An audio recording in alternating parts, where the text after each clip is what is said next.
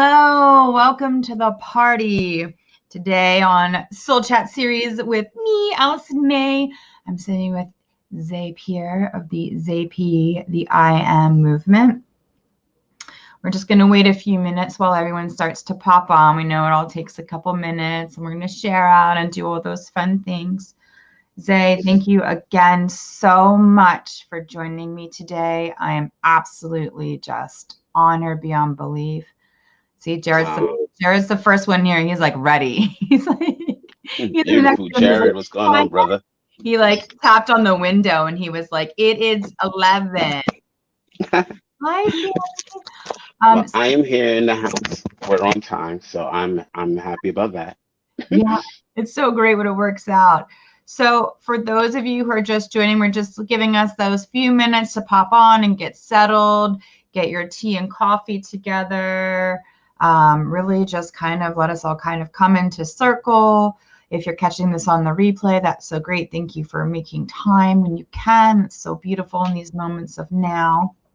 Yes, I love that. We are just going to keep waiting because I know I'll feel it. They're just like, it's not quite time yet. It's not quite time. So we're just going to see where that goes.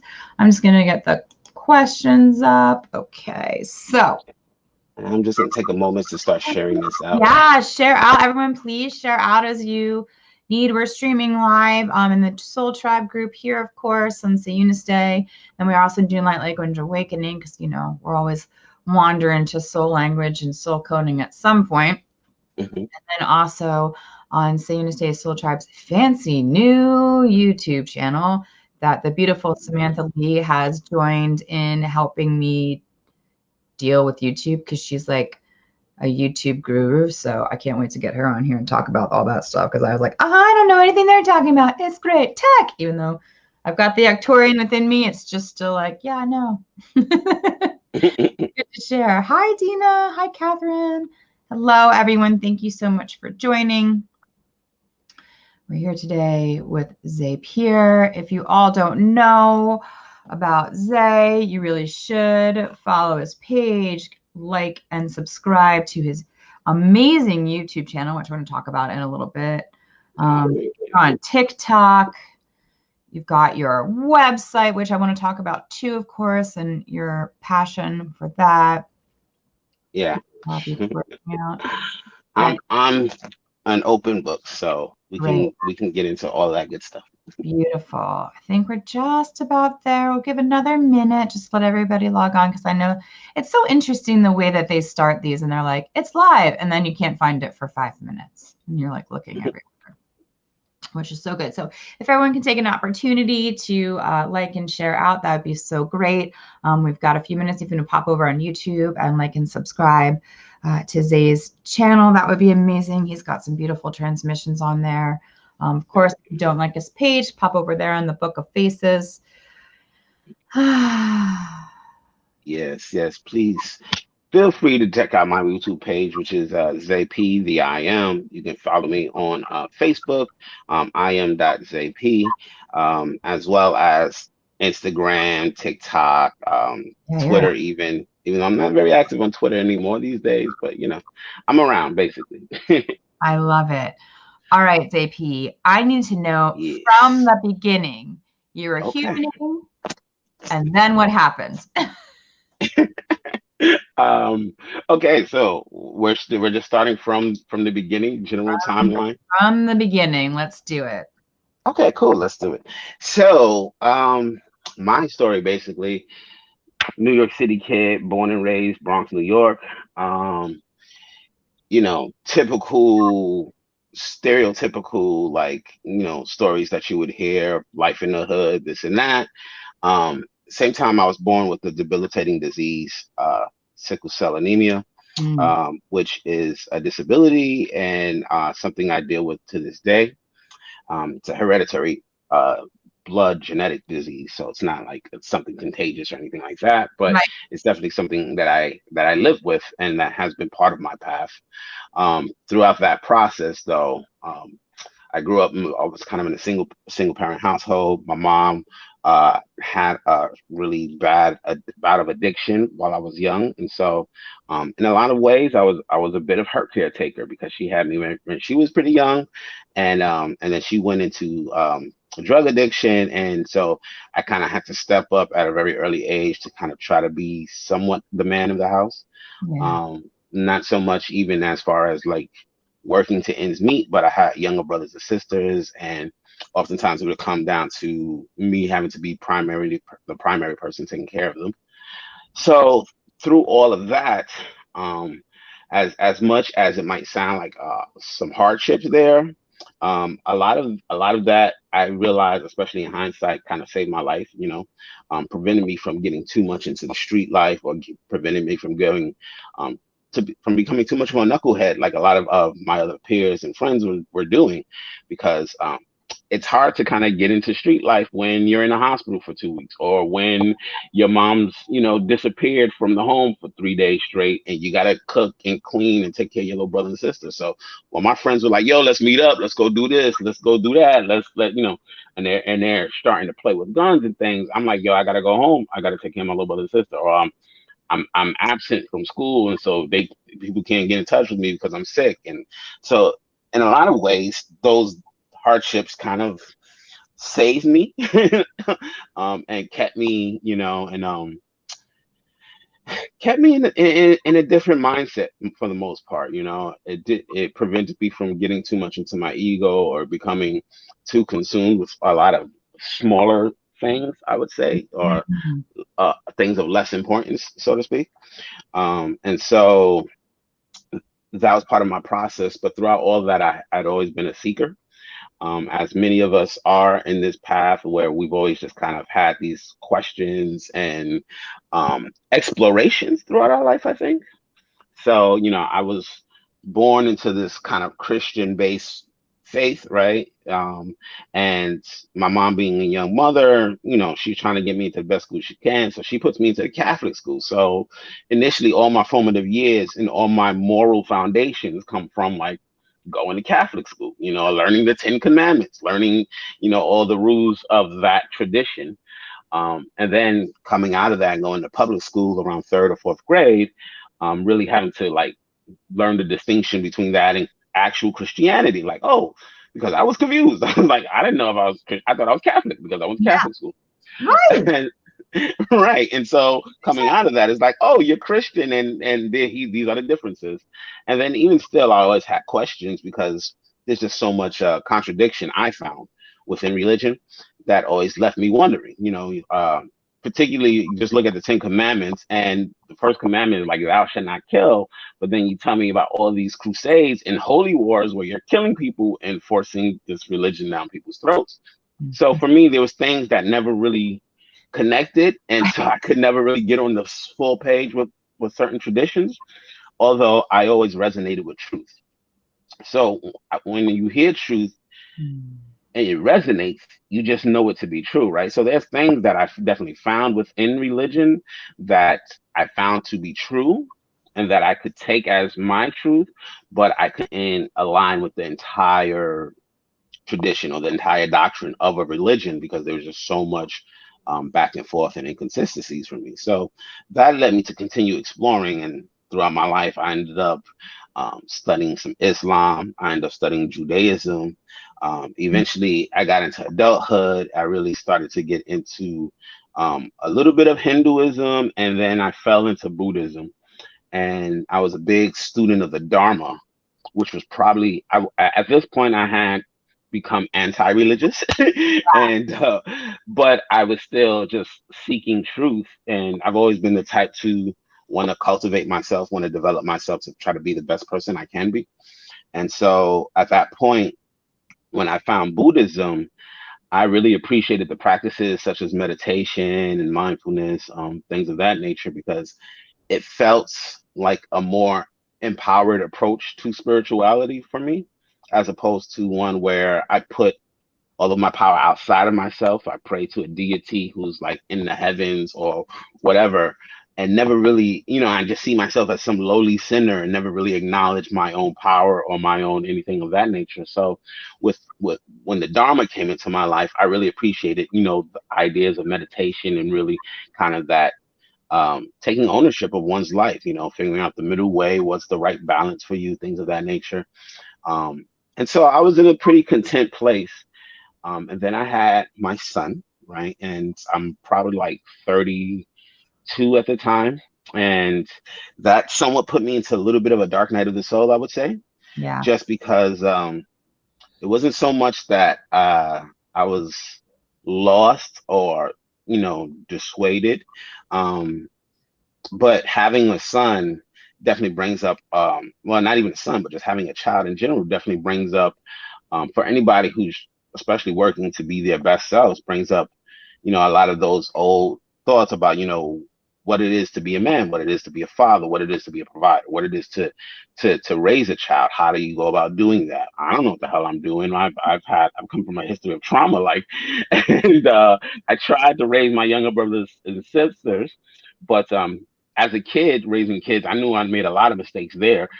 So I really wanted to try to get it as close to right, whatever that looks like for me, as possible with my own seed. And so that pushed me further down, just really developing myself and trying to figure out how to become the best provider I could be.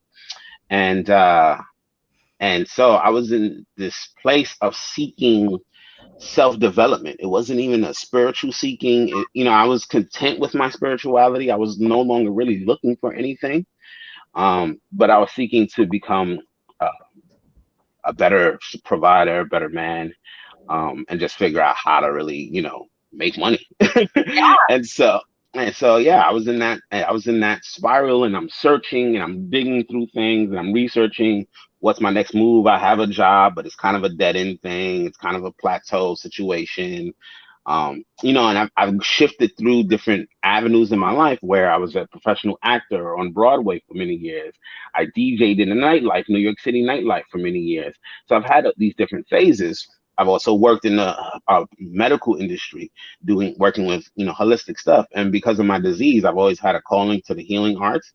Even though I decided never to study medicine, people always just told me I was a healer and told me how I offer healing to them. But for me, it was always in one ear out the other. I'm not a doctor. You call me a healer, that's nice. I'm glad I helped, but I don't, And it wasn't until about 2016.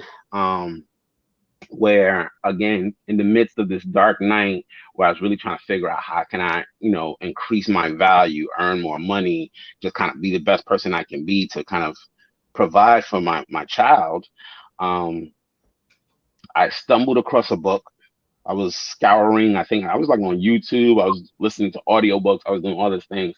And I stumbled across this book, which was mislabeled, which I'm glad it was mislabeled because I would have never read it if it was labeled properly. So the book was called Conversations with God by Neil Donald Walsh. Mm. Now, if I, at this point in my life where I was with spirituality, if I had come across that book, I would have just overlooked it. Okay, that's nice. I wouldn't have. And it particularly had nothing to do with what I was looking for, which was self-development. A name like Conversations with God sounds very much religious and spiritual. But the book was mislabeled. So it was labeled as like warning, don't watch this unless you're prepared to have your life changed or something like that. It was something catchy that it was like a big red warning. And people that like warning, don't watch, like, so naturally my curiosity killed the cat. Well, curiosity helped kill my ego, I guess. So I started listening to the book and I fell down the rabbit hole. All of a sudden, all of the things that I always knew innately were just validated. It was like, I know all of this already, but I was hit with this overwhelming surge of love, compassion, humiliation.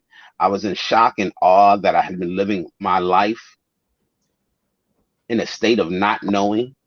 And these things that were coming up, these things were things that I knew. They were coming up from the depths, from below the surface, things that we don't necessarily acknowledge, things that we might, because the world doesn't think that way or doesn't validate it, we tend to just overlook it. Yep. So I listened to this book and was like, I don't know, like 14 hours straight. Like it was like the entire series. I just consumed it all. And I started looking, and then I saw it was a series, and it was next one, and the next one. And over the period of the next couple days, I mean, I could not stop listening to it, to the point where like I didn't even want to get up and take a shower. I didn't want to leave my house.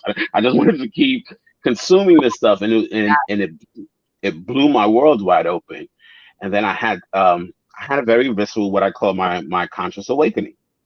And I had this experience where, um, after reading it all and having about 2 days of breaking down, of just crying uncontrollably, I couldn't even explain it. I was ecstatically happy to have found this information, but I was crying, and the tears were coming from this place of just like, how could I not know? How could I not see this? It's so clear, it's the truth is right there for me. And then I felt this sensation on my crown chakra. And at this point, I knew a little bit about Reiki because I was a little bit into the industries and stuff, but I wasn't so big on chakras and all of that. And I felt the sensations at the top of my head. I remember equating it to the soft spot in a baby's head because I just had a baby, right? So I was dealing with a toddler, right? And I was like, oh, that's the exact same soft spot. But on my head, it's hard because I'm a grown man. But when we're babies, they're soft, and it was soft on his head.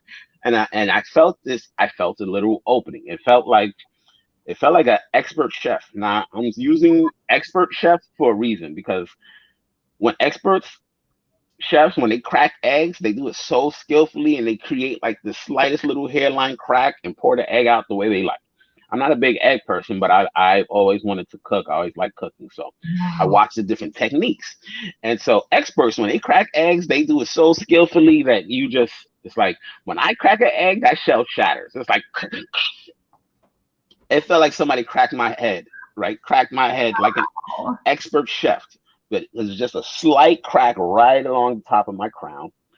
And what I can only describe was a sensation of like, I saw in my mind's eye a literal animation almost, right? 3D animation where everything that I knew I had learned throughout my life came sucked out. It was just all sucked out. In that moment, my head became very empty. And then what it felt like, everything started spiraling together, and I felt like this kind of spiral like cloud floating over the top of my head. And then everything came back down into me, but it was all reformatted. Like if you think of a computer system, it was Yeah. all just, everything made sense. Your And system. yeah, exactly. And everything just made sense. All of the dots connected all of a sudden. I just saw the the multi-dimensionality of the worlds and of life all in that moment. And so once that happened and everything came back in, and even the way my mind was organized was different. It no longer functioned. Up until this point, I think I saw it very much like the way we talk traditionally about men, where men are able to separate things and keep things siloed. I had silos in my mind. This is math, this is history, this is geography, everything separate and distinct in its own place. Yes. Yeah. But when you get to certain levels, you should know everything's all connected. It's all really intertwined, and this is one of the truths of multidimensionality. And so all of these things that were once siloed in my head as this is this is that, this is how you act here, this is how you act there, it all came back into my mind, but it was all connected. It was nothing was separate. It all just made sense from this higher dimensional viewpoint. And I started seeing the world in just all new ways. So then I had to go back to work. Right. And I went back to work. The first day I went back to work, it was one of those things where sometimes you feel like you change, but you're like, you don't walk around thinking I changed so big or anything like that, and or announcing it to people. You just like, yeah, I had an experience, but I got to work, and multiple people kept talking to me. What's going on with you? What's going on with me? Because I was just on this cloud. It felt like I'd been smoking weed, but I was so sober, but I was just on a cloud. And people just kept telling me, there's this light in your eyes. There's something going on with you. What's different? There's some sort of shift. And I kept being I knew what was going on with me, but it's kind of tough to say. I think I had an awakening. Like Yeah. it's kind of that's kind of a tough thing to say, you know. So, but I knew that something had shifted in me, and I knew things were never going to be the same again. So that was kind of the start of my conscious awakening shift, and then from there, that led into me having shortly thereafter me having pretty a stroke, which just kind of took things to a whole nother level. And the stroke came because, part of my condition was sickle cell. I have to be very mindful of my health and things, and as the body changes. And so at this point, I was a much bigger drinker, I was a much bigger smoker, I was a much bigger partier. And so, I had that experience, and I was floating on the cloud, and I was really living in 5D for about 2, 3 months straight, where everything. I saw colors everywhere. Every time I stepped outside the house, the sky always looked like rainbows. I could see energy in the trees. I could see lights and stuff in the leaves. And I was just really living in 5D for like 2, 3 months straight.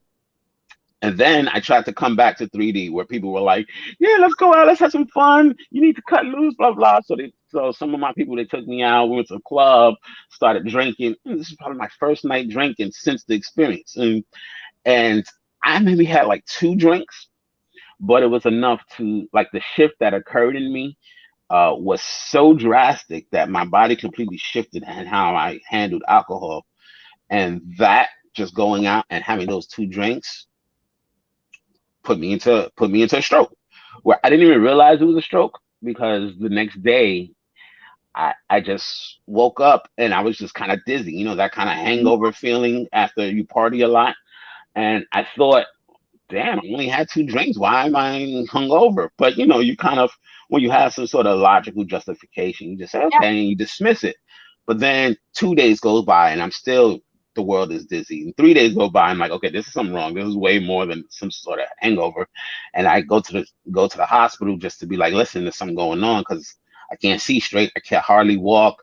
Like, I stood up and literally the world will turn 90 degrees. And so I made it to the hospital, and I think I got pissed off and I stormed out of the hospital, right? Because they were just pissing me off in the emergency room. So I got on my own volition, even though I was like wobbling around in a wheelchair. I wheeled myself out to the main lobby and got in the cab. I said, "Fuck it, I'm going home," because this is how they treat me.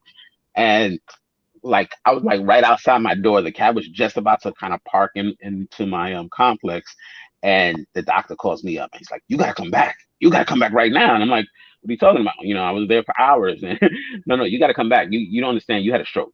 You need to come back. You're putting yourself in really, really bad danger. You need to be here in the hospital.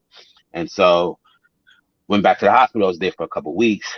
Went through the process of healing, and then for like the next 6 months to the year, doing the rehab and all of that. In the interim of all of that, I was just so consumed with where I was, mentally, emotionally, spiritually, that I was just completely in the wormhole.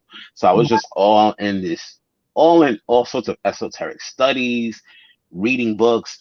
Not to mention, I'm not only studying spirituality, but now I'm studying the brain, because I had a stroke, and I'm that's the type of person I am, that whatever affects me, I tend to research. Right, this is how I got here. Like, I'm gonna be a father. I'm a father now. I got to research. I got to figure out how to make money. I got to figure out how to self-development. So in that phase, it took me to spirit. And then, spirit took me to learning about the brain, and learning about the brain. So all of these things, just, I'm soaking it up. And for like the next 5 years straight, I think I was lost for a while. I kind of fell out. I disconnected. I stopped watching media, stopped listening to music. The only thing I was consuming was audiobooks, reading different texts and stuff like that. I had no idea what's going on in the world. I pretty much re-emerged back into the world probably like 2020. When the world shut down is when I really started. Like, that's the first time I actually watched Netflix, was in 2020, when the whole lockdown thing. Like, before that, everybody's talking about Game of Thrones. So, like, I never saw none of that stuff. I never, no, all the music, yeah. So, Yeah. Man. and then that's kind of just my story about how I got here. So I think 2019, I made the announcement of, for me, it was a bit of a, like, a coming out of the closet experience. I'm not gay or anything like that, and I hope I don't offend anybody usurping that term. But there's a level of fear when you're making such a drastic shift in yourself and your personality, and to make that known to the world and to say, listen, this is who I am as a spiritual being, and this is what I'm about, and this is what I'm going into. This is what I'm going to start to do. I think I made that announcement on like a long Facebook post in 2019. And then 2020, things kind of started going crazy, and I was just like, I'm coming out. And I just kind of been doing the work ever since.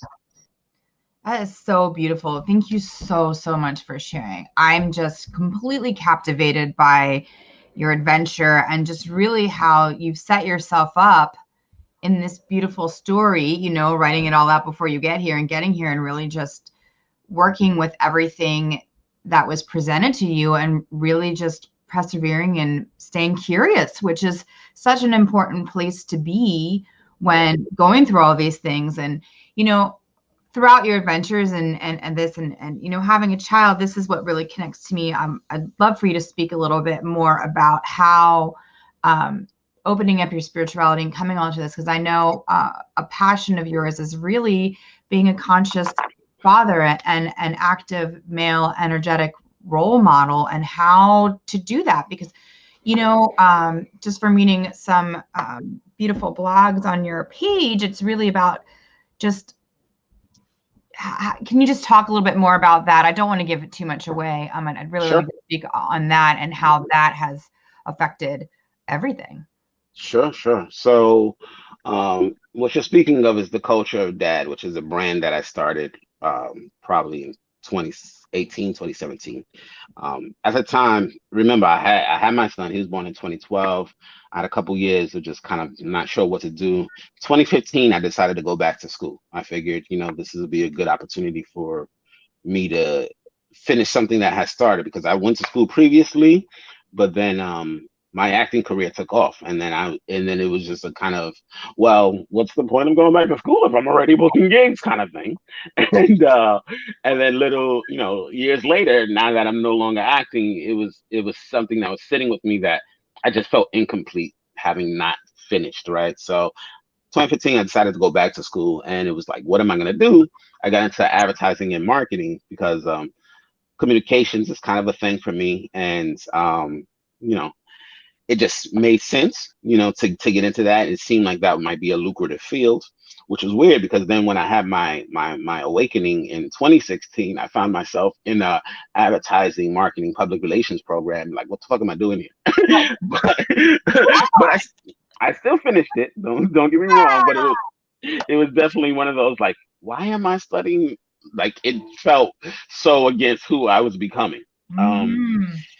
but during that time, while I was in school, I was part of a writing program or something like that, and there was an invitation to, like, create a website, a blog, or something. So, again, being in that phase of like, what can I do? What can I do? How can I generate money? How can I provide? One thing that I looked out into the world to find out, again, being the big researcher that I am, I wanted to find out how to be the best dad I could be. And what I found was that there was not much that spoke to men. There was not much that spoke to us about fatherhood, about what it means to be a father, or any of these questions that I personally was having. I found a lot of stuff targeted to women, not to say specifically for women, because I learned a lot from that as a man, right? But like, you see books like What to Do When You're Expecting, What to Do, but these are more so targeted to women. Yep. And like, as a man, sure, there's a lot of insight and a lot for us to learn through checking some of this stuff out, but there was nothing that spoke to me. And so during this time while I'm in school, I was like, well, maybe that's my invitation for me to start the platform, for me to start the space that actually offers something to speak to other fathers, or to speak to other men who are going through this, or who are looking for some voices they can relate to. And so I started Culture of Dad. Um, and I did that for, yeah, I'm still working on it. Don't get me wrong. I think spirituality has taken over a huger crux of my life, but I still do the Culture of Dad stuff. I think the Culture of Dad was really an entry point for me. to doing more of the spirituality work, because it was something that I believed in, I aligned in, not as passionate as I am just about what I do now, but it was something I was doing from a idealistic place. Like, I Yeah. felt it was a good thing to put out into the world. I felt it was an empty space then, and it was something that I could help build. And I felt that it's something that I could grow long term or whatever, but it wasn't anything that I was so like passionately gung ho about. Although I am passionately gung ho about me being a father. And so the culture of that website became really a place where I started just kind of sharing my stories, sharing my insights. A lot of my insights became spiritually focused, like there's a spiritual linchpin in there, but it's really coming from this fatherhood perspective, and how I can bring some of these more spiritual ideas to the practical realities of fatherhood, Yeah. which in general is what I do with the work that I do now as a mentor and a coach, and just as a healer. I'm always focused on how can I make this the most practical thing for our everyday lives, because it can go into so many directions, and not to devalue any of them, and I get into a lot of them, but when I'm sharing and teaching, I always just want to try to give others tools that they may not have, that can be practical, that they can walk away and feel like, okay, I have something I can work on. Or, okay, I learned something new that I can actually apply in my life. Sometimes you can get readings and it can sound great and it can feel great, or you can get messages, or you can get involved in different areas and it can feel wonderful, but then you go back into your everyday life and there's no place where they fit, right? Yep. And so that's been kind of my hook with the work that I do.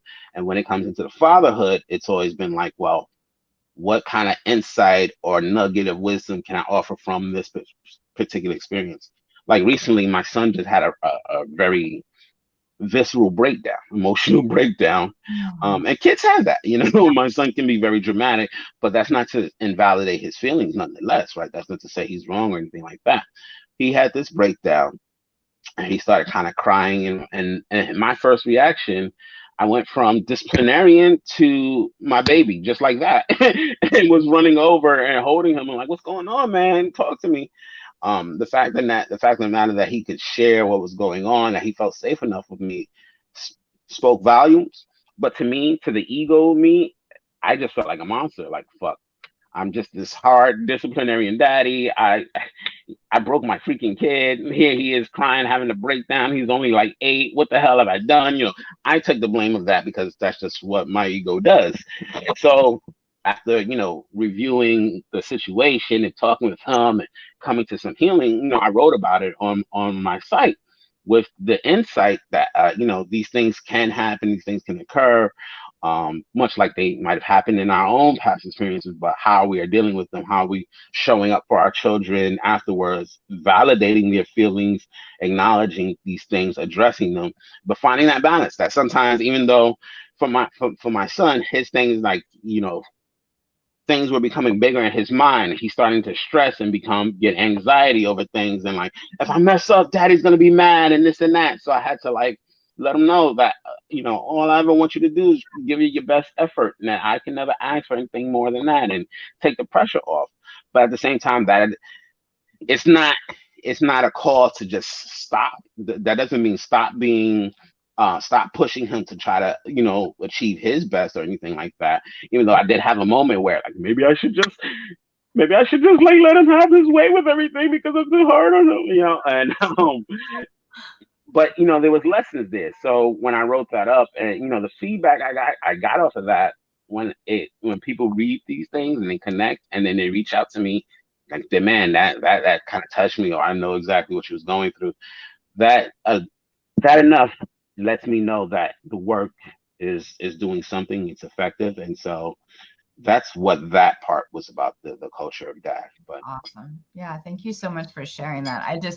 It's just really so beautiful how you've taken all of your challenges and lessons and everything and have really just put them together in this beautiful, you know, cup, and I've allowed it all to swirl around as you were talking about, really just connecting both the 3D world, like our beautiful analytical brain, and then our God brain, right? Which is like Yes. totally like seeing auras and like Right. constellations that you've never studied, all of those beautiful things. And it's really amazing how you've just been able to kind of cultivate this beautiful sphere of light and knowledge, and really give, you know, I just love hearing about giving people practical tools to take with them. I think that's so important. One of my most favorite moments, you always give me so many beautiful things, but really it was in the Cosmic Heart Festival, and you were hanging out with Jared doing readings, and you just like, you both were just like healing, whatever. And then you both were like, girl, you got to make a list. Like, you got so much in your brain. Like, you just got to list it, like post-it notes, whatever.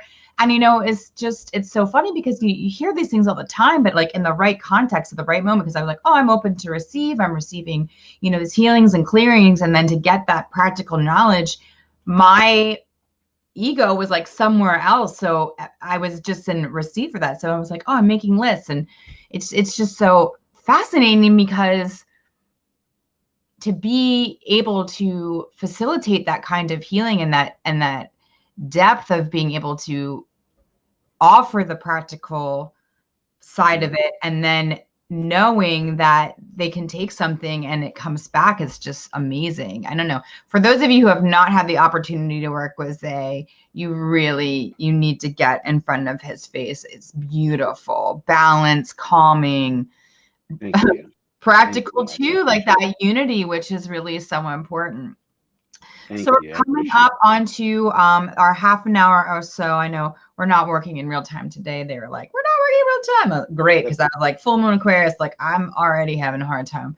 So I'm going to open up. I don't have curfew. It's okay. Yeah. Okay. Perfect. Right. It's Sunday afternoon's so good, right? Because we can hang out. So I'm going to open up the floor, friends, for comments in the comment section. If you have any questions or anything you'd like, you're curious about ZayP and his work, or little extra details. And hello to everyone who's just joining. I know we just kind of go, and this is always recorded, and you can find it on the YouTube channel and in the Soul Chat tribe. Yes. It's all everywhere. Exciting. I'm so happy to hear that y'all got the YouTube channel going, because you know, obviously I'm big on YouTube these days, although I'm still very active with Facebook communities. But yeah, I'm big on YouTube, so I definitely will be getting involved with your channel. Yeah, it's going to be so great. Can you actually talk a little bit about your YouTube channel? This was I know someone was going to ask it eventually, but I'm just going to go ahead and jump in Sure. and kind of explain what it's really about, and your transmissions and all those beautiful things. Okay, yeah, sure. So my YouTube channel, just so you know, I cannot see the chat. I'm letting you know. I tried to find it on Facebook, but I want to stay here. Whatever it was. Yeah, I'll read all the questions to you. So guys, we see you. Yeah, awesome. I'll do it. No worries. Awesome. Okay. So my YouTube channel, which is Zay'P the IAm, I am that I am, as you are that you are, for we are all that we are. Okay, so let me explain the name, Zay'P the IAm, because I don't think everybody always gets it. And so I think if you get the name, then you can start to get the YouTube channel a little bit. Me, Zay Pierre, obviously ZayP, P is the initial, right? So ZayP, the I am, right? The I am is an aspect of God consciousness that I tap into, that we all have access to. And so the ZayP, the I am, is me in my most connected state. It is me when I'm most fully aligned, really tapped into the energies, really tapped into divine source, and bringing forth whatever wisdom, bringing forth whatever energy for healing, bringing forth whatever the divine wants me to bring forth. So that is me in my conscious connected state, is the I am. But on average, ZayP, I'm just a guy, right? And so my channel is all about me offering wisdom, me offering healings, me offering love, from that channel, from that connected state, for free to the world, right? Because YouTube is a free platform. And it was one of those things where I think I've always wanted to play around with YouTube for a long time. even before my whole spirituality thing, I used to be big into tech, and I did tech reviews for a little while, and then I've kind of always wanted to do my thing. One of the things that I find with spirituality and with life in general, a lot of times we may not see all the threads and where they're leading us until maybe long down the road in hindsight, right? And for me, I never really saw all of the threads connecting in my life. Like, how does one person go from DJing to acting to working, office management to working in hospitals? Like, I've had such a chaotic past. And then not to mention that's always been in flux because of my health issues and things of that nature, that it's always put me in this place where I had to be more of an entrepreneur than just relying on somebody to give me a paycheck, because I was never able to maybe maintain the full-time job, ideally, for whatever reason. So with that said, I always kind of fantasized about, doing my own thing where could be kind of the storyteller, so to speak, right? Because that's what I learned with my days in acting, is that I'm a communicator and I am a storyteller. And so that's one of those threads that, when I was coming up in school, one of the biggest criticisms that, my teachers and people would leave on my report cards, oh, your son is so smart, but he talks too much. And so that's been a theme throughout my entire life, where I used to feel bad about it. Like, damn, maybe I talk too much. And now I start to realize, wow, this is part of my gift, like my ability to talk and express and communicate. And all along, my path has taken me in these different ways where I've gotten to express and share that and cultivate that skill to get a little bit better with it, right? Even in DJing, for me, DJing is a lot like storytelling, right? Where you could create a set list, right? And you're kind of taking the dancers, you're taking the participants on this journey where there's ups and there's downs, there's exciting moments, and then there's moments of calm, and there's all sorts of nuances. You got to have down moments so people can go to the bar and buy drinks. You got to have up moments so people are not bored. You got to have, but in a way, it's like crafting a narrative. It's crafting a story, right? And the same thing, you get on a microphone and you got to engage people and have that personality. So I really had to learn. I'm a natural born introvert, but I really had to teach myself how to be extroverted because I've had these interests to kind of, I guess, be the narrator in a sense, be a storyteller in a sense. And so with YouTube, I always saw that as a possible opportunity, but for a long time, a lot of people don't take YouTube as a serious thing or a career thing, and I never really felt the right medium or the right thing that I would want to maybe center a YouTube channel around, and so I never really did it, never really followed that ambition or that dream until now, because with spirit and all that I do, I feel like it's endless and I never had run out of things to say, and I never had, because it's just really sharing myself, and as I continue on my journey in a lot of ways, I just get to kind of share that with the rest of the world in ways that can help inspire, inform, educate. And then also, as I start to do this work, you come across a lot of the arguments and conversations around pay, around you're a spiritual worker, your gifts are from God or from the divine, and that comes free, and you should be doing all your work for free, and this and that and that and this. Um, and so I've had to work with my own ego around some of that, and work through some of my own money block issues with some of that, and work through and really come to face with my own belief systems around that. Yeah. Because I do feel there is a level of truth in some of those statements, but I also feel it's not really accurate, or nor is it really conducive to even doing the work. Like, it is not conducive to think that we can just consistently work on healing others and giving of our own energy and giving of ourselves all the time, 24/7 for free, and getting nothing in return, and think we can maintain that. I can't maintain that. I have a disability. I have a hard time as it is. So I'm an entrepreneur always. Everything I do, I have to have a little bit of that entrepreneurial mindset. But the YouTube was the place where I like, this is free. This is all free. If anybody wants to, and I do healings there Yep. where you might not be able to afford a healing with me or a session with me, but you can go to my YouTube page. There are multiple healings. There are multiple light language clearings. There are multiple things of that nature. There are multiple channelings. Sure, I will have exclusive groups and private things like that nature, and do more long form things or whatever, or even one-on-ones where people will book sessions, or even mentorship, right? But with the YouTube, I can go in there and still offer a bit of that, offer a sampling of that, offering a bit of a level of that where people can still receive some of that love, some of that insight for free. And then also it's a space because just building community. It's a place where I just really see a lot of opportunity to build community, around, not around me, but around spirit and around what Yeah. what I'm offering. Because I think the message is more important than the messenger. Um, Yep. I consider myself incredibly fortunate and incredibly blessed to even have found myself in a space to be so consciously connected to the divine. We're all connected to divine, but not everybody is conscious of that. Not everybody is aware of that.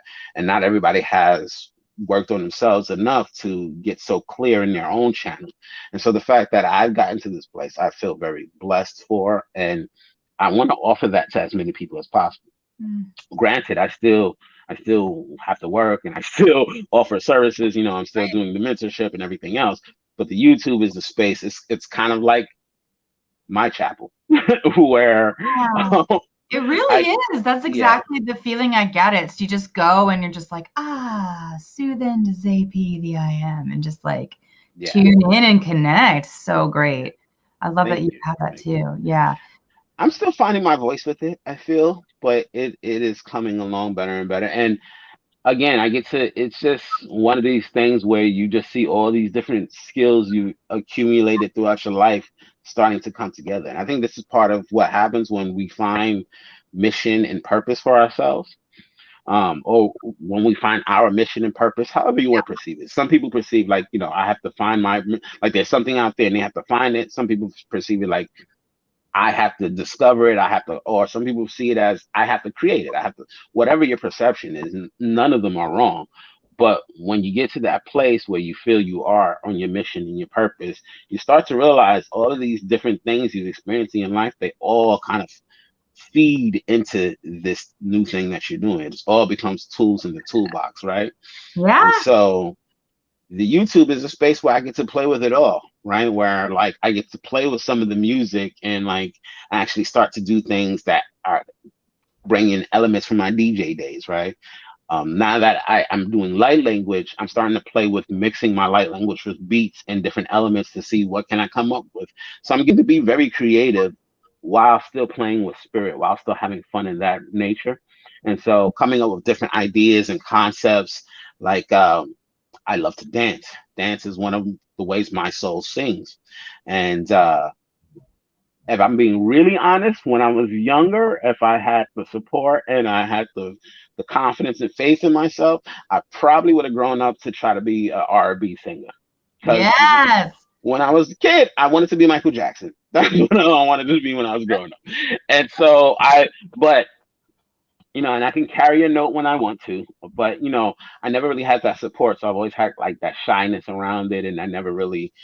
And it wasn't until later in my years I just started naturally dancing, going to parties, and people were like, "Wow, you're an amazing dancer."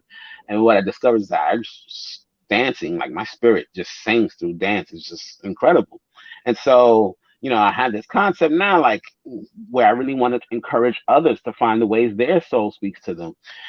And so I've been dealing with some leg injuries recently, which has forced me to stop dancing, which has been a little bit heartbreaking, but it was also been illuminating to the fact of how much I actually do love to dance. And so I'm getting back into it, and like these ideas, like I can do dance videos just to like show and demonstrate the experience that you can get when you allow yourself to tap into the things you love, when you allow your inner child to play.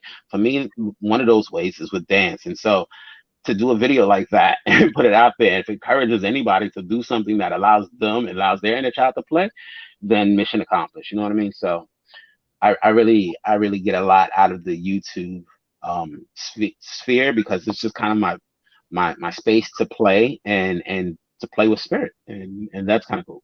Yeah, it's really freeing. Gosh, thank you so much for sharing all that. I love your YouTube channel so much. So Thank you, thank you. I'm glad it's growing. I'm being patient.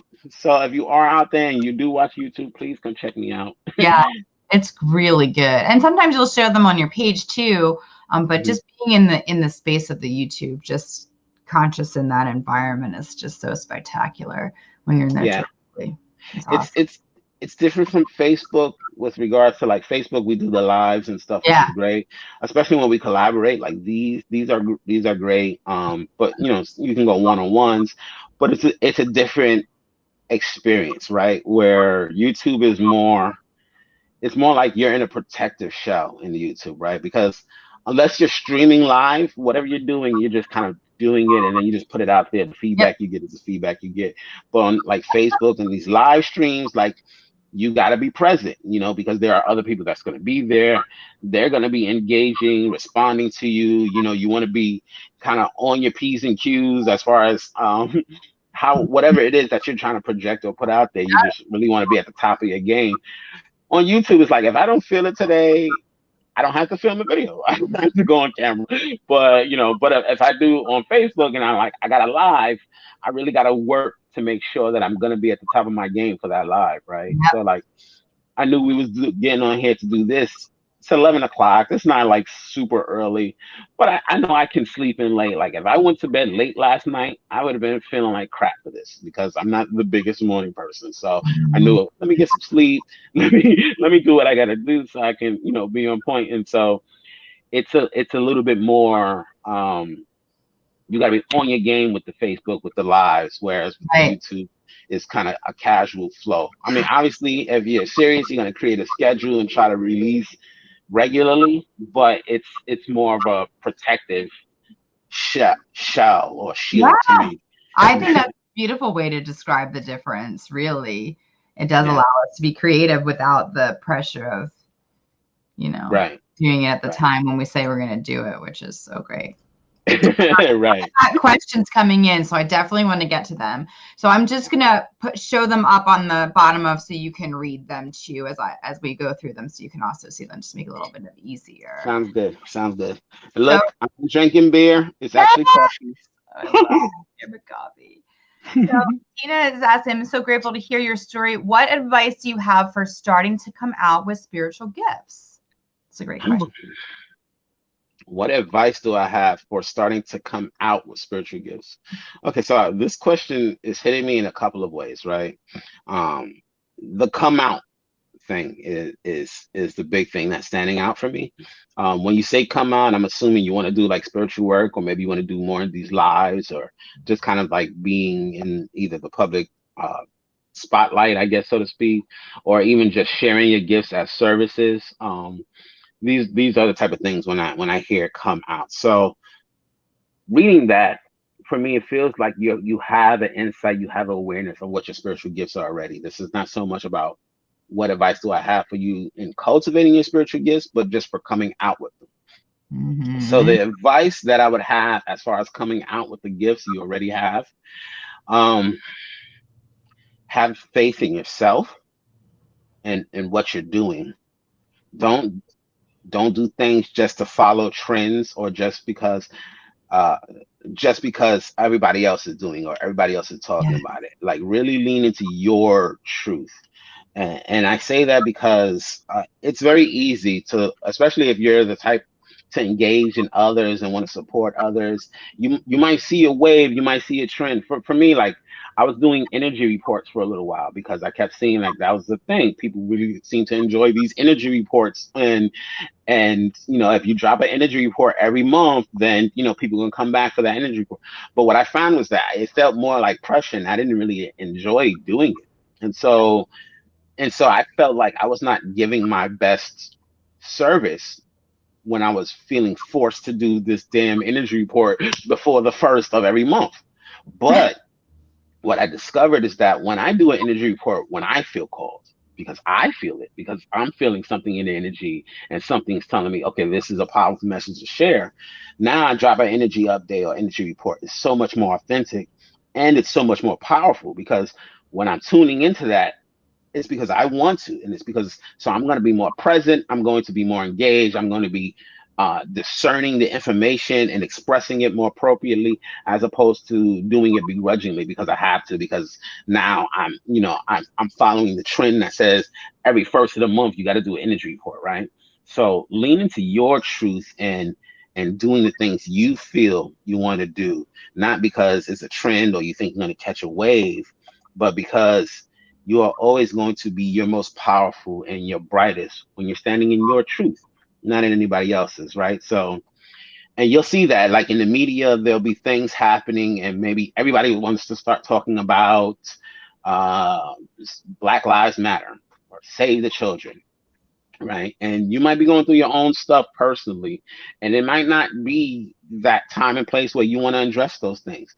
Right. It's okay if you say, I feel like talking about grounding today. I know this just happened where, such and such happened and that needs to be spoke on. But at this moment, my truth is that I'm really seeing a need for myself to ground and other people around me to freaking ground. So this is what I need to speak on today. Follow your truth before you listen and follow anybody else's. And I would say this, I would say that with regards to advice, with regards to others thinking or telling you what you should be doing or how you should be doing, always lean into your truth, and that's going to allow you to kind of be your best self in whatever you're presenting. Yeah, that's beautiful. That's beautiful advice. Yeah.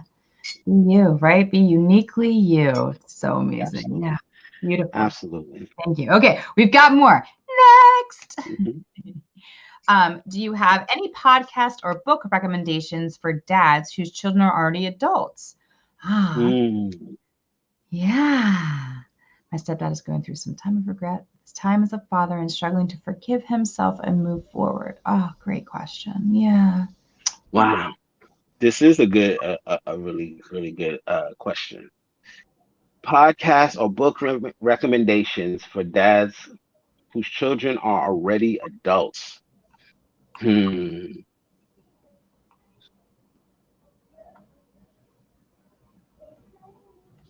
Well, I had a podcast, the Cult of That podcast, which season 2 is coming back soon.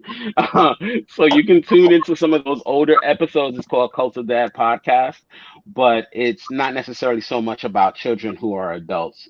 Um, Honestly, Cult of Dad, as much as it is about fathers, it's more about the fathers and the men being our best selves so that we can be present for our children and less about the children themselves.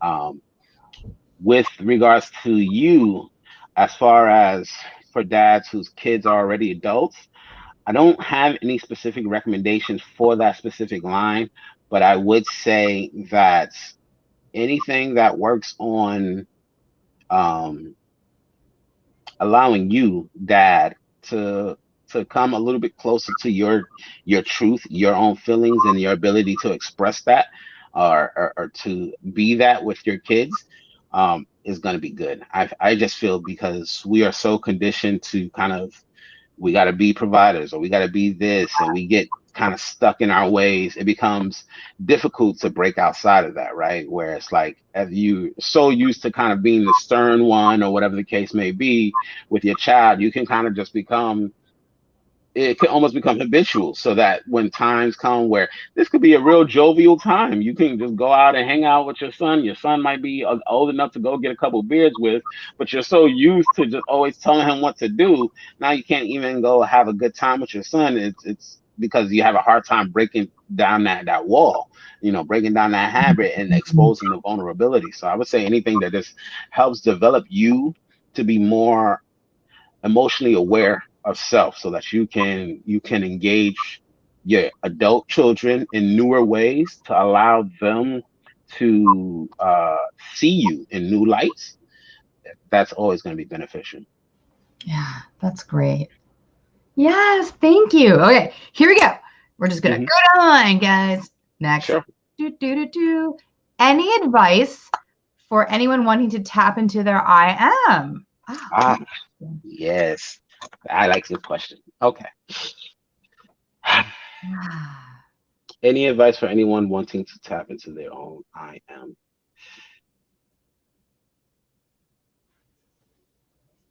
Start with the truth of your experience. This theme keeps coming up in this conversation. So, starting with the truth of your experience.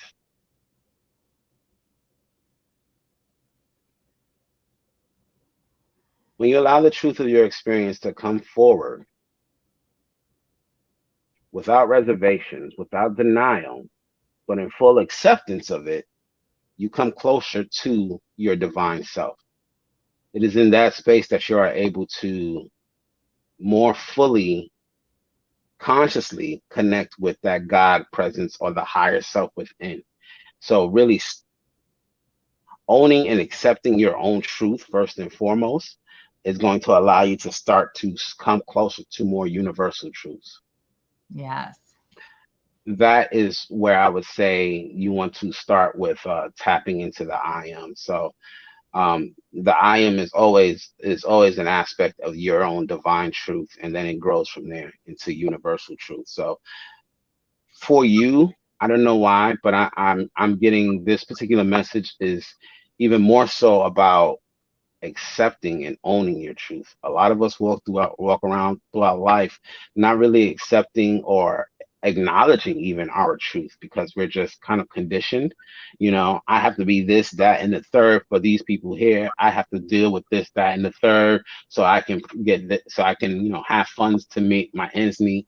We walk through life kind of preconditioned. And so a lot of times people don't even have a chance to look at what their truth is, let alone try to embody it, right? And so for you, I'm getting this is all about being actually able to look at and accept your truth, because that's the next thing. A lot of times we don't always want to accept our own truths because sometimes truths can be painful. Sometimes um, truths can be difficult when we recognize this is the truth and it's asking us to do something else. It's asking us to make a change. It's asking for us to step outside of our comfort zone. Mm-hmm. So really giving yourself that time and space to look within and check out your truth. Check out the things that you're doing in your life and whether they still resonate with your value system, with your moral system. Look at the things that you're learning and feel if they really resonate with the things that are in your heart, the things that you honestly believe. When you can come to that place and you can really start to accept your truth fully, the good and the bad, then you start to come closer and closer to receiving more divine truths. But it starts with owning your own truth. Yeah, I love that. Ugh. Killing it, friend. All right, here we go. I'm make sure we get to all of them. Next, do you have any thoughts on toxic masculinity and how we as a group can help men heal and get out from under some of the common stereotypes? Sammy killing it with these questions. Oof. Yes. Okay. So the truth is that I've been thinking about this for a little while. So I have my personal truth, but what's coming up for me right now when I take a moment to go within is there's a lot of toxicity in our society overall. We have this thing where we make these divisions between toxic masculinity. No one talks too much about toxic femininity, but there's just toxicity throughout our culture in general that is consistently reinforced by our media, by just cultural narratives in general, right? And so when we think about toxic masculinity, I feel that we're only looking at one side of the coin and it becomes out of balance because it's difficult to just that's like taking a symptomatic approach to something where the root issue is not looked at.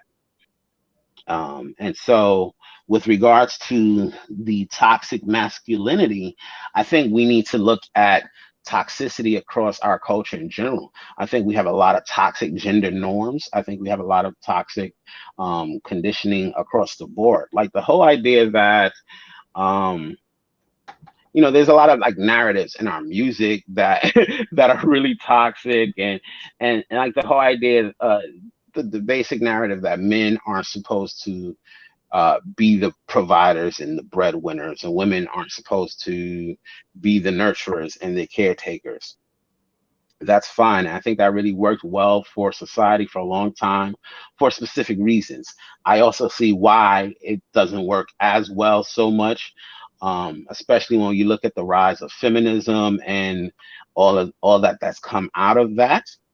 However, when we like that whole polarity, it's a dualistic perspective, and it needs to be shifted in its head, because when we look at it through those contexts, we then put our men into situations where they can't be nurturers. Right. We're telling the men, you have to be the provider, you need to do this. It's the women's job, who are the soft ones, who are the nurturers, who are the lovers, who whatever. And vice versa, we're telling our women that they can't be the providers and the breadwinners, things of that nature. Now, obviously, you look at something like feminism, which has kind of rebelled against those trains of thought. But there's no masculine movement that's pushing men towards being more nurturing or anything of that nature.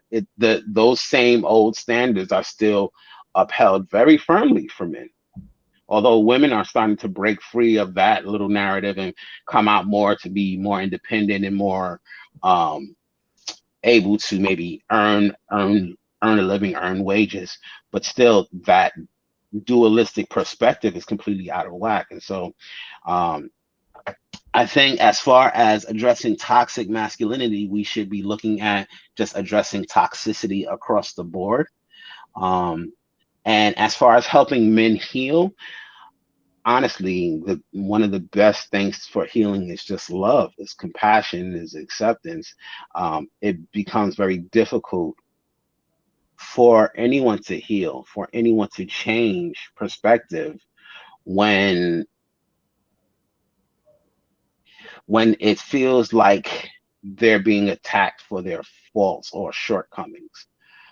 So sometimes, yes, you can look at somebody like, "Dang, you got some toxic masculinity traits," right? And it's one thing if you come at that person with accusatory attitude, you're so toxic because you're masculine, because you just, this and that and the third. That person is going to become defensive, and that person is going to have less inclination to even change or even to look at whether there's truth in your statement. But it is through love and compassion that that person might begin to open their eyes and actually feel into truth, as far as maybe there's things that I can do to be different.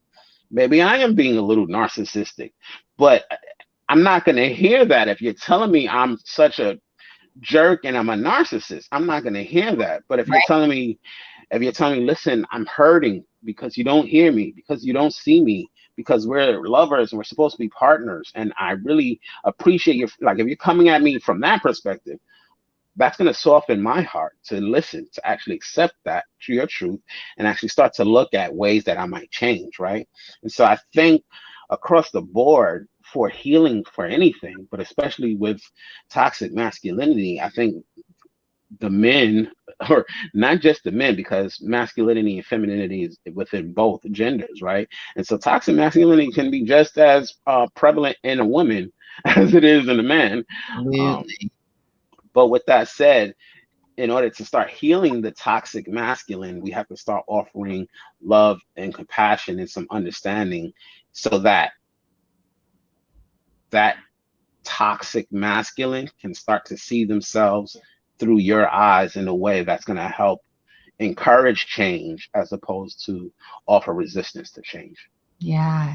And this is not to say make excuses and just say it's all good, I'm not going to hold you accountable, right? But we can, how are you doing that? How, like, is it, it's one thing that you want to hold me accountable and like, listen, you say you're going to be working on this, you're trying not to be, so toxic with your approaches in certain things. right, hold me accountable. But how are you holding me accountable, right? Don't, if it's just a accusation and attitude, then that's going to, again, put me back into a state of resistance. But if it's, listen, we talked about this, you say you're working on this, I just want to point out you're doing it again. All right, I'll check myself. You know what I mean? So I think that love and compassion is going to go a lot further in helping to heal and helping to create understanding. And the understanding itself will go on to lead to healing. But I think it's not fully understood, let alone seeing how to start healing it. Yeah. Yeah. I mean, definitely hearing that so strongly. It's almost like being on the other side of it, being the receiver of this toxicity, is being able to go within and find the compassion and the ability to remain curious and come with that kind of open-hearted approach as to already be in our natural, analytical animal brain of being on the defense to protect ourselves, right? So it's an interesting reprogram. That's a really cool. That's a great. Thank you so much. That was awesome. Let's talk a little about your TikTok now. I am on TikTok. But I'm just going to show this one. Yeah, talk about your TikTok. I am on TikTok. I don't have enough videos on there, personally speaking. I think I have like 5 or 6 videos. We're good.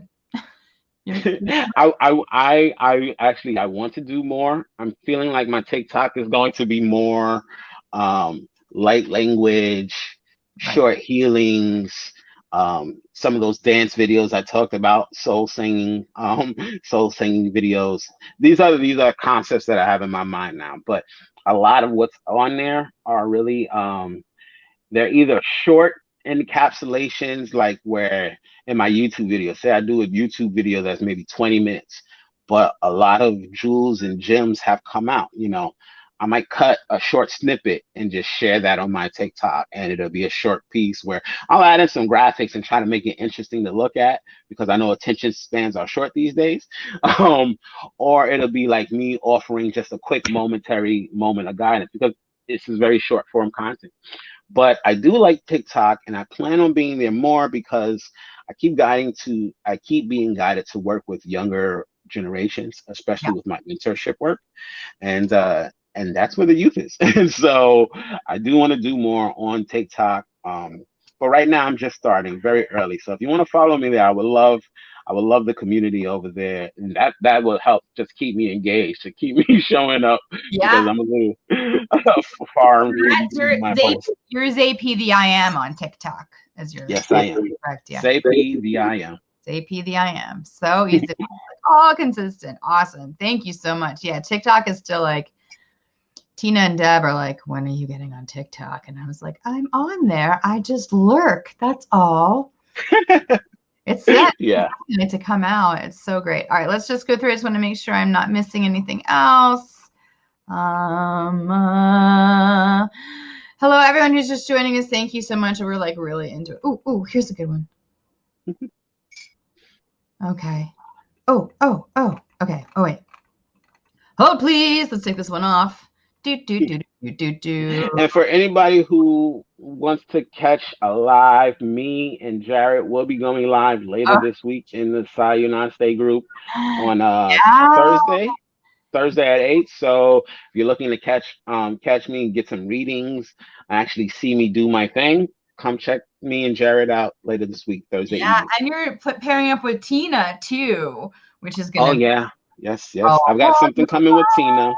Yeah, I think I've got a couple lined up with Tina. I've got something else coming up with Deb in a while. Deb is a great friend. She's a mentor, but she's so busy, I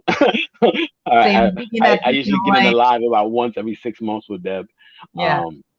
Of course, I work with Jimmy. I do my solo things. I've got something coming up with the amazing Stefanora. She's amazing. And then there are other people who I've got conversations with. Allison, me and you might join together and do some fun. Yeah, when it's time. They're having me I'm really feeling this soul chat stuff. I just love, I've bartended for so long, you know what I mean? So I love learning about, I'm just like, tell me everything, how you got here. Like, I need to know. So it's so fun doing it. But yeah, I'm also so into pairing up. I feel like coming together. I don't know. It's that unity, that hinto, that yin and Yes. yang, like just, oh, so good. Yes. So I think When we come together, yeah, we communion. yeah, That's what it's about. community. Yeah, Hmm. Wildly, she always has these beautiful like downloads and transmissions and just from herself of all of like using community and how to bring it together. It's amazing. So it's just so great that we're all Yes, I've just recently started getting exposed to Wildly stuff. She yeah. seems pretty powerful. I definitely want to check out more of her stuff. Oh I think yeah. I've seen one of her lives where she was doing some tarot stuff, and I was like, man, she's bringing through some powerful messages. I sit with her at least once a month just to be like, absorb everything. Like you, like I'm like, I need a little bit of everyone. Come. So I can't wait to like figure out how to get us all in like actual physical space together and have like Yes. weekend workshops and essentially like a retreat party. It's gonna be so great. Oh, that's gonna be amazing. Yeah, I'm looking for some more physical spaces to get into myself out Oh, here in New York. So anybody who's in New York City and you got some physical spaces, I would love to come through and and collab. So yeah. keep I need that in to mind. connect you with my brother. He lives in New York. Mm, hmm. So I'm sure you Absolutely. probably cross paths at some point because everyone has crossed paths with my brother. Like, oh yeah, I know him. And I'm like, yeah, of course you do. Everybody does. All right. So I think Catherine kind of like had a follow-up question Hmm. more about like doing shadow working. Hmm. Doesn't do anything stepping outside of her comfort zone. Doesn't do anything like staying at home. Yeah. So is it very similar? It's really like, and it's kind of just what you said, really like leaning into your own truth and the truth of yourself and what that is. So it could be shadow working. I mean, I always feel like shadow working is like just part of being human with intellect. I'm like, yeah. I think shadow work is very much part of the human condition. And it's part of something that we all are invited to do. I think a lot of people avoid doing the shadow work sometimes because it can be uncomfortable, it can be painful. Um, but there's so much hidden in the shadows that can be of value to our experience in numerous ways. And I will share, like, for me, a lot of times people think of shadow and we think, oh, this is dark. This is the dark energy. There's demons and evil in there, and we don't want to deal with the shadow. It's dark, and that's a misalignment of truth from my perspective. First of all, anything that projects light casts a shadow. So everything, all of us light workers, all of us, we all cast shadows. I mean, that's just par for the course. Anything that has physical density is gonna cast a shadow here, you know. Yeah. And so shadows are a natural part of existence, particularly on this plane in this physical incarnation. But it is not just the evil that is in there. It is not just what's in the shadow is the things we repress, and we can repress a lot of good and beautiful things into our shadows that we don't deny. And this is part of the work that comes in when people talk about retrieving old soul fractals and such. Some of that stuff is really things that we buried in our shadow. So I'll give us. I'm always using myself as an example because that's I think that makes it relatable, right? Makes me relatable, makes the information I'm bringing forward relatable for me as a man. And let's tie this back to the toxic masculinity thing. One of the things that you learn as a man, especially toxic masculinity, right? You don't want to be too soft. You don't want to be too emotional. You're not supposed to cry. You're not supposed to do any of these more loving things, right? And those are all beautiful attributes to have a sensitive side. These are actually the attributes that I find which really tie me into spirit, which really have opened me up and allowed me to connect so deeply with the divine. But for a long time, I was cut off from all of that. I was very desensitized. I've been through a lot of trauma, and the world just told me this is what men are. Men are firm. Men aren't supposed to get emotional, da da da da, this, that, and the third. And so for a long time, I repressed my own emotions. I repressed my own ability to love. I repressed my own sensitivity and compassion for people. I covered a lot of it up. I would never let that to be seen because where I'm from, New York, the hood, that's seen as soft. you become a victim if you expose that too much. You know, you become a kind of a target, right? And so I had gotten to a place of just really stuffing that stuff into my shadow, basically. And I never really discovered it until I started to do the shadow work and realized, oh my gosh, all my freaking heart is stuffed in my shadow. All of my love, all of my compassion, all of that's all been stuff that I've been suppressing because I don't want to be taken advantage of. I don't want to be a victim. I don't want to be vulnerable. Every time this happens, I get burned. Da, da, da. Same thing happens with people who get in relationships and you get a heartbreak. What happens? Never again. And you lock up your heart and you suppress it. And now what happens? Your heart is in your freaking shadow. And it's not until you do the work and you start to dig up and you actually live through the hurt. Damn, I was betrayed. Damn, I can't believe I didn't see that coming or I let that happen. Maybe you're blaming yourself. So you start to do the forgiveness work, forgiving for yourself, accepting what happened. You start to do these things. This is all part of the shadow work. And it might take doing all that stuff before you get back to a place where you're like, I can love openly again now. I'm actually willing to step out on the edge and come out in the spotlight and be loving with other people because I've done the work to heal. But if, hey, you never looked into the shadow, you never even recognized that your heart was down there and you never did that work, you might still be all pent up, repressed, and refusing to trust anybody, refusing to allow yourself to fall in love again, right? And so the shadow work is so important because for me, my biggest takeaway with that is just there's a lot of beauty, there's a lot of empowerment, and there's just a lot of learning and life for us there in the shadow realms when we're willing to face the uncomfortability.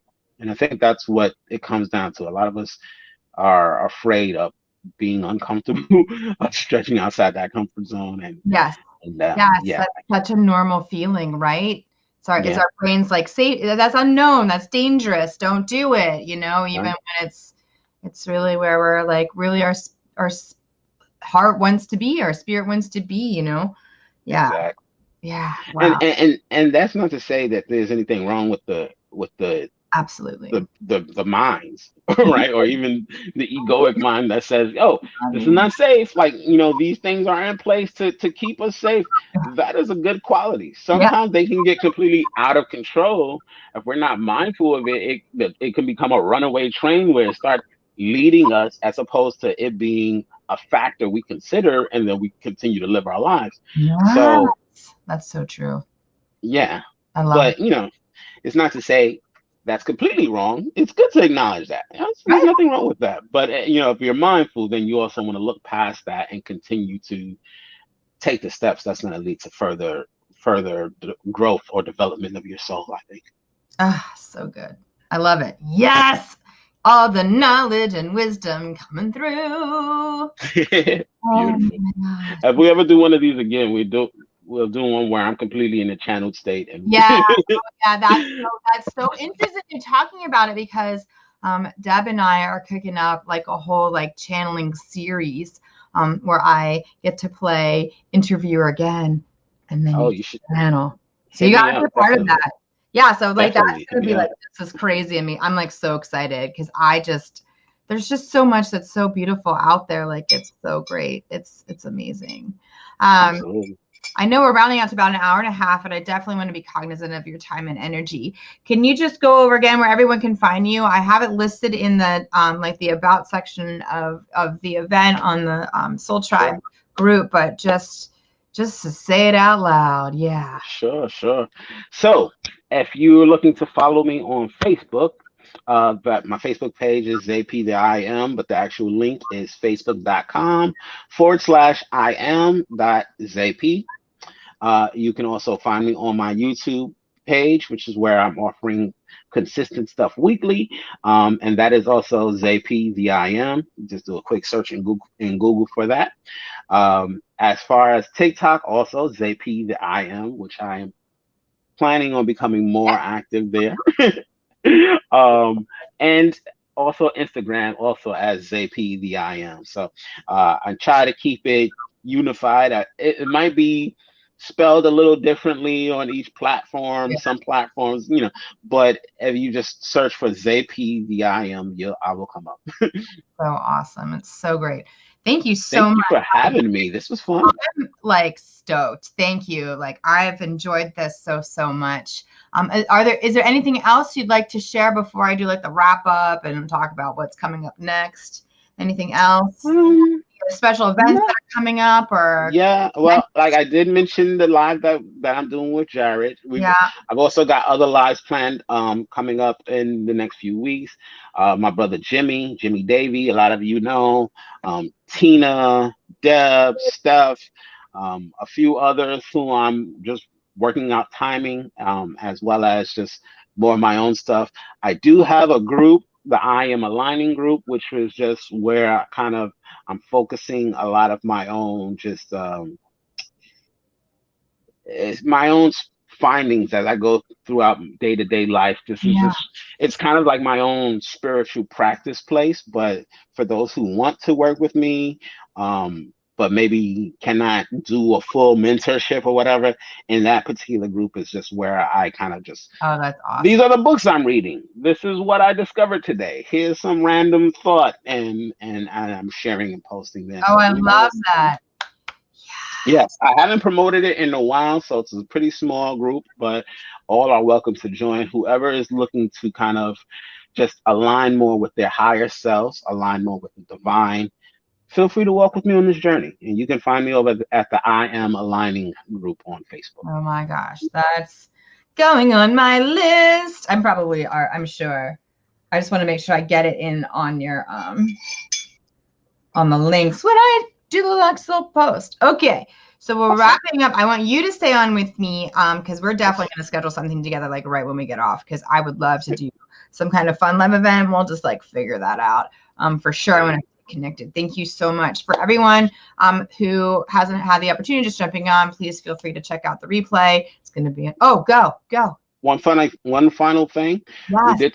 We did talk about healings and light language. No, but I realized I didn't get a chance to do any of that. Yes. I will be dropping a video later today, tomorrow. It is a healing for everybody, the collective. My guys were telling me that this needed to come through at this time, especially tuning into the Lionsgate energy. So it's going to be a healing that I'm sharing for the collective, going up on my YouTube page later today. Light language, guided meditation. It's going to be a beautiful sit down. So be sure to check that out when I drop that as well. I know what I'm doing later. Thanks. Giving me projects. I love it. Beautiful. Thank you so much for sharing that. Yeah. And definitely feel free at any time. This goes for everyone who has something inspiring within the community to share that in. We just have like the pre-approval topic thing on just because, well, it gets crazy otherwise with like strange things coming through, which is why we've actually created the group, is to kind of just keep the spammers busy in other places. So please share that in. That's so great. And I'll put the YouTube link up later today too, when it comes up. So I think, yeah, so any guys, you can always, of course, direct message me if you have any questions, or I can cruise direct you to where you need to go looking for our friend ZayP if you have any issues connecting. I'm definitely here to help. ZayP, thank you so much. I've got on the docket coming up for this week, I've got 2 soul chats. Tomorrow, I'm pretty sure, if it's Monday or Tuesday, one of those days this week, I've got Tina Powell. Finally pinned her down. Gonna be good. So I'll come party for that. And then I have another beautiful Say Unit Stay crewmate by the name of Sydney Taylor. She is a longtime tarot and astrologer, and she has some pretty neat things to say. So I'm super excited to connect that too. So check that out on Thursday. There's all kinds of things going on. Look around, get comfy, go and like and subscribe on ZayP's YouTube, and go like him on his TikTok, or follow, I guess it is now, right? And you follow on Instagram. There's a Twitter thing that happens. So yeah. Thank you so much. I'm I'm so grateful for you. I'm so grateful for your time, your energy, your healing, wisdom, your work. Everything you're doing is just, Thank you, it's Allison. just so beautiful. And I'm just so glad that you're here with us. And it's nice to chat with another Soul Tribe member. So thank you. Thank you. You honor me. I appreciate that. Thank Yeah, you so much. so beautiful. And Okay. please, if anybody here who's still watching, you are all more than welcome to reach out to me directly. Hit me up anytime. My door is wide open. Oh, perfect. Oh, that's so beautiful. I'm always like, should I say things like you could connect? But then I'm always like, free will, guys. We'll Yeah. figure it out. It's going to be so great. Awesome. Oh, cool. All right. Wrap up for now. I'm going to end this broadcast. Y'all, Okay. thanks for coming. And you stay on with me. And we're going to like say a proper goodbye. So catch you all Sounds good. later. Bye. Bye.